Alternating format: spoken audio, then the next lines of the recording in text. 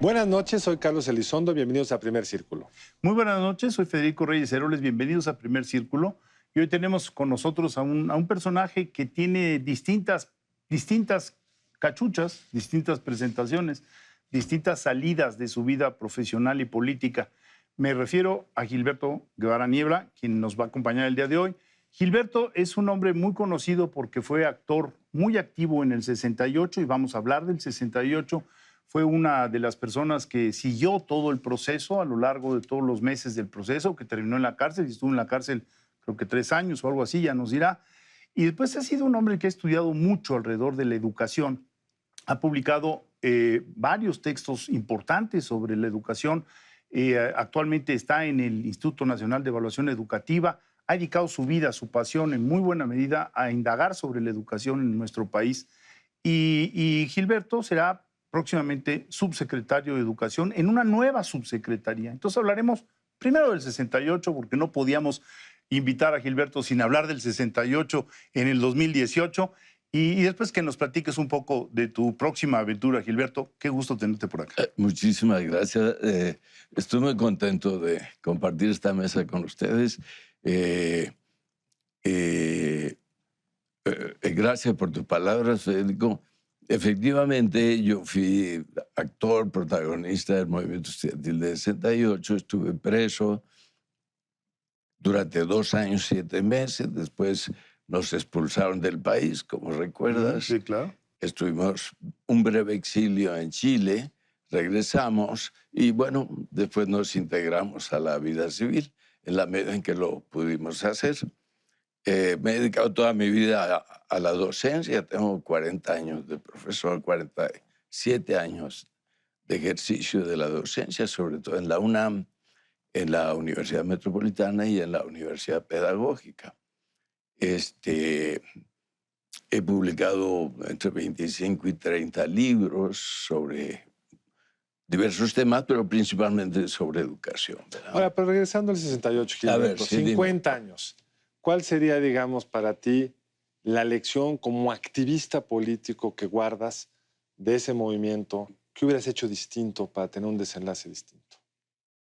Bueno, yo creo que los que actuamos como líderes estudiantiles éramos personas muy jóvenes. ¿Qué edad tenías? Muy inexpertas. Yo tenía 23 años, pero éramos personas, independientemente de la edad estricta, éramos muy inexpertos. El movimiento estudiantil fue un movimiento de jóvenes con poca experiencia política. Que agarró dinámica muy rápido. Exacto, Sí. fue una cosa muy rápida, espontánea, que causó una explosión de civismo, digamos, en la Ciudad de México y que tuvo un éxito muy rápido entre la población. Y todo para nosotros fue un ejercicio ciudadano, un ejercicio cívico de aprendizaje. Pero en la esfera de la dirección, yo no creo que en los momentos críticos siempre los estudiantes hayan tomado las mejores decisiones. Recuérdanos el pliego petitorio, porque a 50 años era un Sí. pliego muy curioso. ¿Qué pedían? Mira, el pliego tenía 6 puntos. El primer punto era libertad a los presos políticos. El segundo era derogación al delito de disolución social. Recuérdanos qué es eso, que los jóvenes que hoy no son ya... El delito de disolución social daba una especie de Carta blanca. carta blanca a las autoridades para reprimir, sofocar cualquier intento de sedición, de rebelión. Cualquier intento de protesta Exacto. se le llamaba disolución social y con Así eso es. tenías para ir a la cárcel. Así es. Es decir, México era una sociedad muy autoritaria, no había libertad, había censura, había represión. Cualquier expresión libre era reprimida, no había periódicos independientes, no había radio, no había televisión independiente. Obviamente no había celulares, o sea, No había celulares. Ni redes sociales. ¿No? comunicarse políticamente era muy complicado. Entonces, segundo tema, quitar el delito de disolución social. Exacto. El Tercer espacio punto, más libre era la universidad. Bueno, el tercer delito era la desaparición del cuerpo de granaderos. El cuarto punto era la destitución de los jefes policíacos. El quinto pedía que se investigara a los responsables y el sexto pedía indemnización para las víctimas.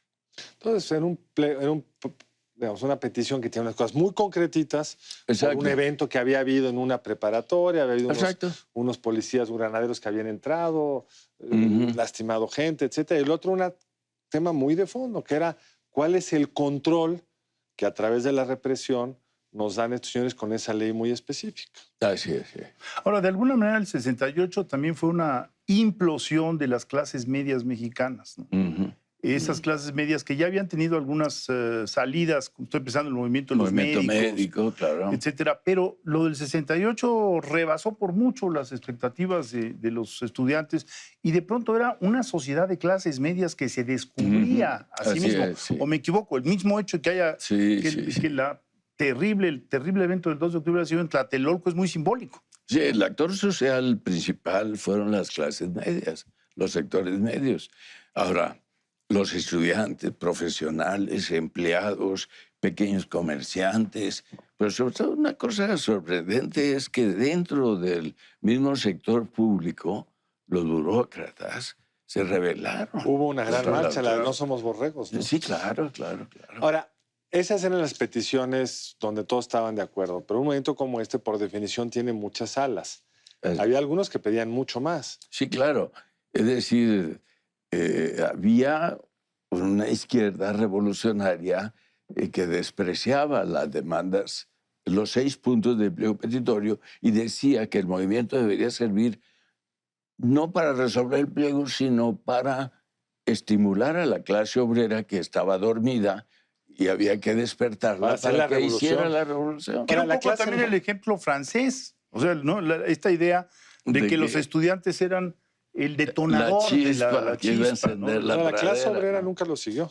No, en México. En México no. Bueno, hubo asambleas en sindicato, por ejemplo, en el Sindicato Mexicano Electricista, el Sindicato Petrolero, la sección 36, 37, y en el Sindicato Mexicano Electricistas, en asamblea, se estuvo discutiendo si se apoyaba o no se apoyaba a los estudiantes. No ocurrió. No ganó pero el sí. Estuvo a un tris. Tan peligrosa era la agitación estudiantil entre los obreros que empezaron a dispararles muy temprano frente al sindicato, frente a Petróleos, frente a la refinería. Muy pronto mataron a 1 o 2 estudiantes a balazos. Y hubo provocaciones. Sí, estudiantes que iban a agitar a los trabajadores. A los obreros, sí. Y ese era el gran miedo de la gestión de Díaz Ordaz, que el asunto se fuera a contaminar y que fuera a haber participación de la clase. Y Díaz Ordaz y buena parte de la clase política creían que era una conspiración de afuera. Comunista. Controlada por los soviéticos. Exacto. En México, el Partido Comunista. Un poco para justificar eso, muy rápidamente, en los primeros días del movimiento, metieron a la cárcel a casi todo el comité central del Partido Comunista, ¿no? Pobres, fueron a la cárcel. Y que no tenían nada que ver con el movimiento estudiantil. Es más, jamás los comunistas habían tenido tan poca presencia entre los estudiantes como en 68. En 68 los comunistas no tuvieron ningún papel protagónico importante. Que eso fue muy interesante, muy bello, en el sentido de que se formó una dirigencia de la nada. Así es. ¿Y cómo llegaste tú ahí a la dirigencia? Por la Facultad de Ciencias. Bueno, yo fui presidente de la Sociedad de Alumnos de la Facultad de Ciencias y eso me dio cierta experiencia, sobre todo en mi desempeño en las asambleas, y todo se decidía en asamblea. Y entonces, junto conmigo estaba Marcelino Perelló. Marcelino, que acaba de morir. Acaba de morir, lamentablemente, y que era un hombre, un joven muy culto y un excelente orador, y con el cual yo permanentemente estaba debatiendo y discutiendo, discrepando con él, ¿no? Porque él estaba cercano a la juventud comunista, y yo no. Aunque yo en una época había pertenecido a la Juventud Comunista, yo en 68 ya no pertenecía a ningún partido. Entonces chocábamos Marcelino y yo en la Facultad de Ciencias. Entonces Marcelino y yo, que éramos los líderes de la facultad, pues nos nombraron. como sus representantes ante el Consejo Nacional. ¿Cuántos había en el Consejo? Mira, había 3, al principio hubo 3 representantes por cada escuela. Llegó a haber hasta 70 escuelas en huelga. El Consejo Nacional llegó a ser una asamblea como de 200 muchachos. Difícil de Después, manejar. muy difícil de manejar, por eso te digo, la inteligencia con la cual actaba ese colectivo, yo no apuesto gran cosa por ella. Era un relajo, eran niños, sobre todo. Tenían una enorme presencia en ese consejo los estudiantes de prepa, que eran muchos, Claro. por ¿Y razón te lógica. tocó negociar con el gobierno? ¿Hubo acercamientos? Nunca, Nunca. nunca, nunca. Es decir, el único contacto que tuvimos fue el día 2 de octubre en la mañana. Pero fue una operación que no tuvo nada de sustantivo. ¿Con Fue quién fue el contacto? una operación de distracción, diría yo. Fue con 2 representantes del presidente Díaz Ordaz, Andrés Caso y Jorge de la Vega Domínguez. Pero no tuvo mayor sustancia. No. Sí, es que había en el gabinete de Díaz Ordaz había 2 vertientes, una vertiente muy represora, ¿no? Y una vertiente un poco más negociadora. Y la vertiente represora se peleó con la vertiente más de apertura, que quería dialogar, ¿no? Que quería abrir. Y no es casual que el 2 de octubre en la mañana hubiera habido este desayuno, al cual también fue Luis González de Alba, si no mal recuerdo, ¿no? Sí, pero es un poco contradictorio con este hecho, Federico. Jorge de la Vega Domínguez era un feroz enemigo de los estudiantes, anticomunista.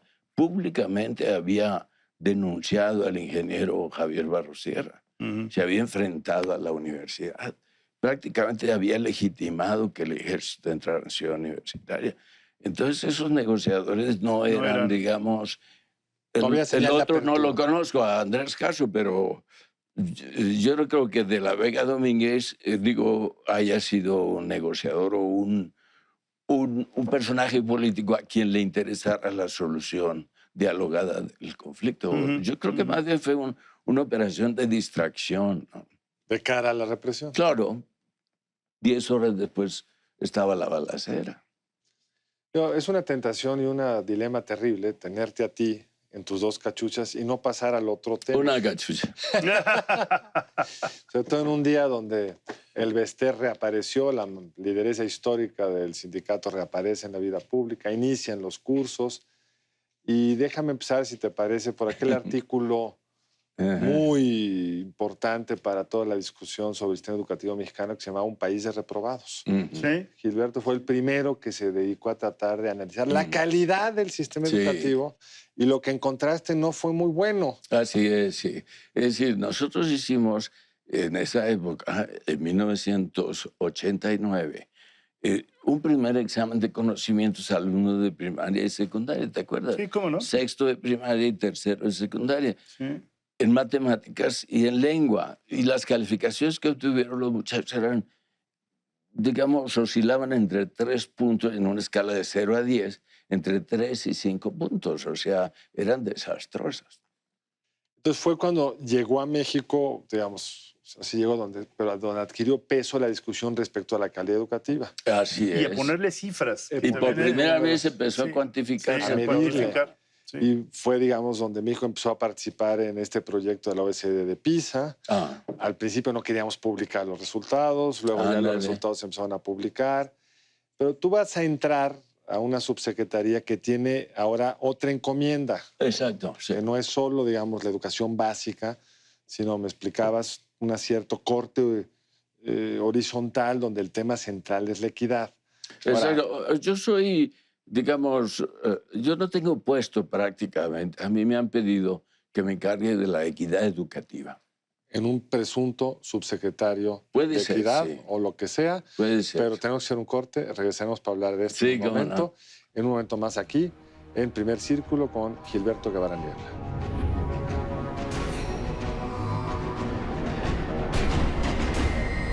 Estamos de regreso en Primer Círculo con Gilberto Guevara Niebla y hablábamos sobre el tema de la equidad. Durante muchos años, Gilberto, equidad era acceso a la educación. De acuerdo. Pero hoy, donde ya en la educación básica, en primaria, pues hay prácticamente 100% de cobertura. En secundaria estamos todavía rezagados, pero estamos acercándonos a la meta. Sí. Y donde la educación requiere de mucha calidad, Equidad es también preocuparse por la calidad, poner la calidad en el centro del debate. Sí, ¿Tú cómo ves esa tensión entre cobertura, calidad, entre acceso exacto. universal? Yo creo que un grave error ha consistido en poner el acento únicamente en calidad. El problema es que si pones el acento en calidad, estás apoyando la parte más dinámica del sistema y olvidas el lastre que es la parte más retrasada del sistema. Y entonces, si el país quiere cumplir su compromiso de elevar la calidad del sistema educativo, necesita levantar lo que está abajo, la parte más retrasada, más rezagada del sistema, levantarla, Y la otra, crear un piso común. y la otra no seguirla subiendo, porque... No. La otra sigue su inercia de crecimiento. Lo que necesita es levantar esto porque está muy... Es como los salarios, la distribución de la riqueza en México, ¿no? ¿Y Es con decir, qué instrumento puedes jalar a los que están más rezagados? ¿Cuáles son los instrumentos que te imaginas?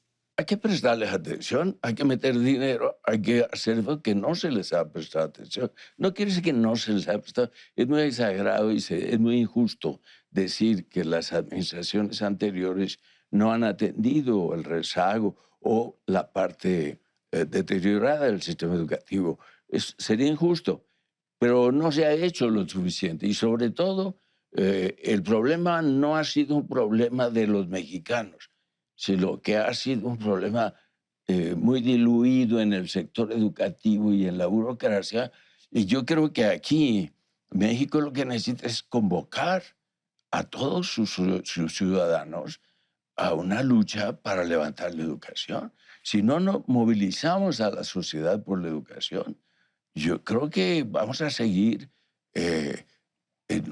con el desastre que registramos ya en 1989 y que no hemos podido superar. Es decir, la única manera de superar es mejorar la calidad y atacar la equidad.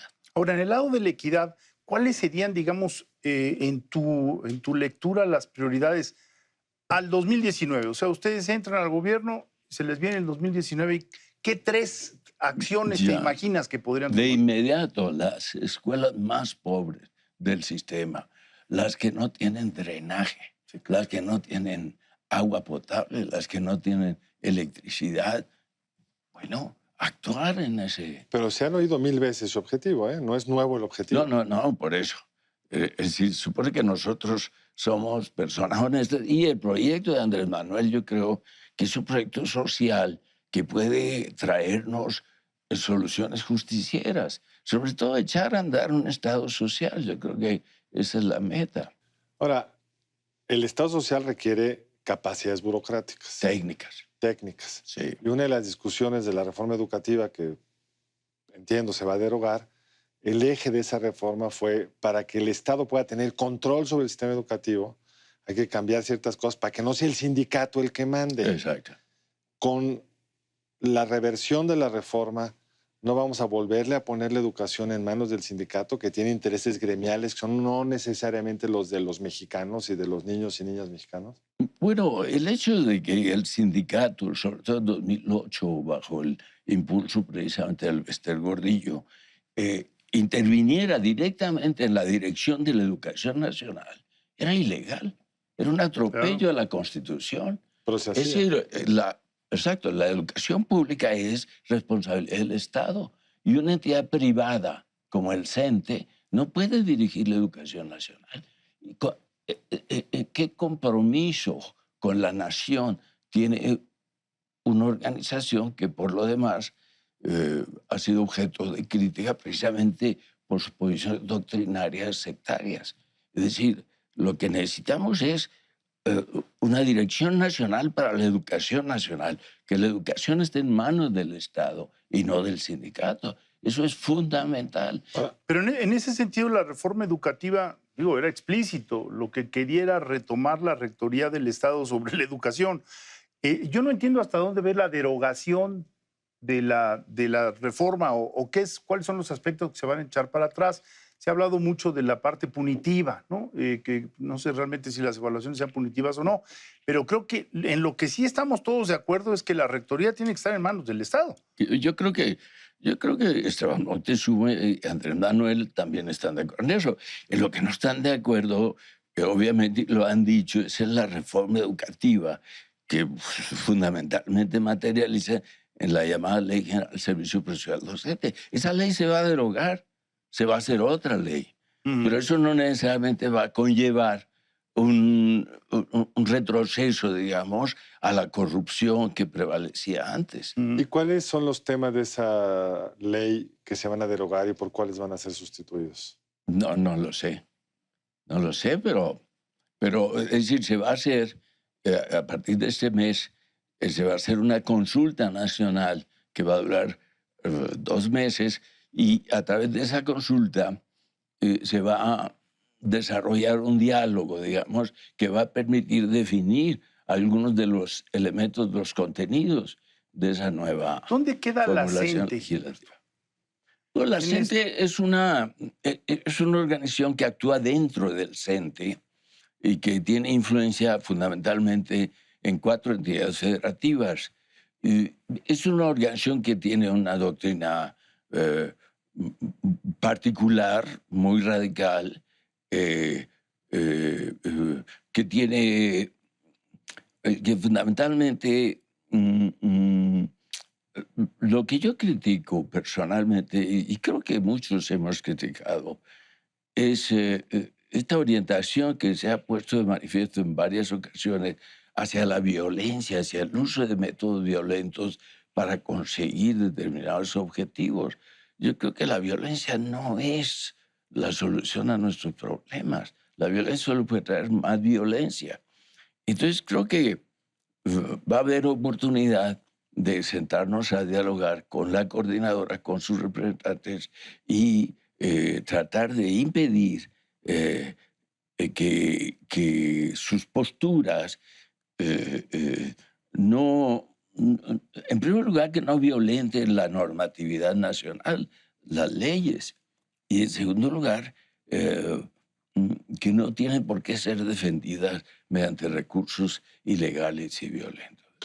Se nos está yendo el tiempo, pero hay un último tema que me parece que complicará aún más la gestión y quiero entender cómo lo ves, que es esta idea de que la Secretaría de Educación se va a Puebla.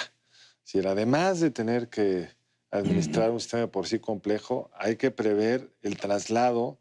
Por lo menos el secretario ya dijo que se va a mudar para allá, pero si el secretario está allá, pues el subsecretario o los subsecretarios o los que los acompañen también tendrán que estar allá.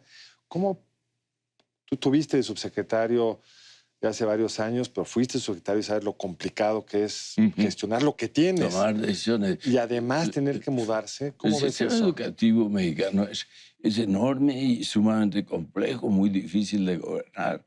Es decir, mover la dirección de la educación masivamente de un lugar a otro, pues tiene muchas complicaciones.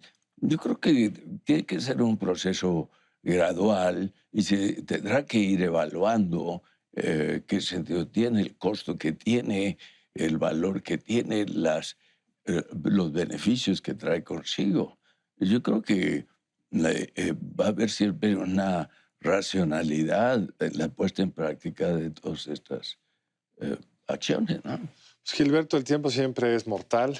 Yo espero que podamos reunirnos otra vez ya que estés empezando a aterrizar lo que es un programa ambicioso. Te deseo la mejor de las suertes. Y gracias. Muchas gracias por acompañarnos. Gracias, Carlos. Gracias, Federico. Al contrario. Muy buenas noches. Nos vemos la próxima aquí en Primer Círculo. Buenas noches. Lunes entrante aquí en Primer Círculo.